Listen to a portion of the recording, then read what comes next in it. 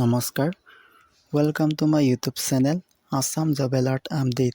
আজি পুনৰ আপোনালোকৰ বাবে ভাল খবৰ লৈ আহিছোঁ। কাষ্টম বিভাগৰ গ্ৰেড 3, গ্ৰেড 4 পদত নতুন চাকৰি আহিছে।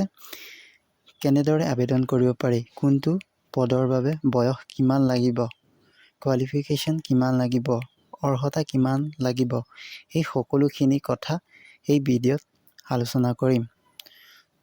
যদি ভিডিঅ'টো ভাল পায় লাইক কৰিব পাৰে, লগতে চেনেলটো ছাবস্ক্ৰাইব কৰিব পাৰে। CGST আৰু কাষ্টমছ গুৱাহাটী ৰিক্ৰুইটমেণ্ট 11টা টেক্স এছিষ্টেণ্ট আৰু havildar post. Central GST Guwahati, last date 13 September 2025।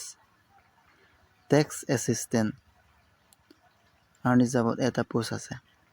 Educational qualification degree pass কৰিলে হ'ব যিকোনো ইউনিভাৰ্চিটিৰ পৰা।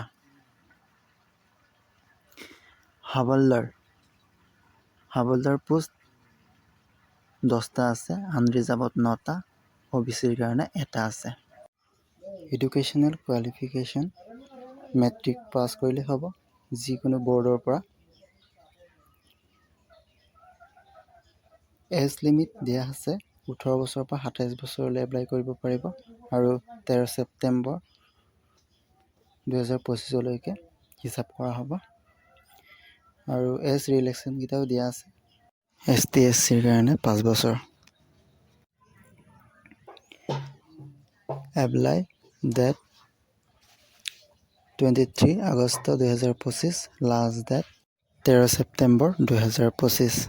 যদি ইণ্টাৰেষ্টেড হয়, এলিজিবল হয়, তেতিয়া এপ্লাই কৰিব পাৰিব।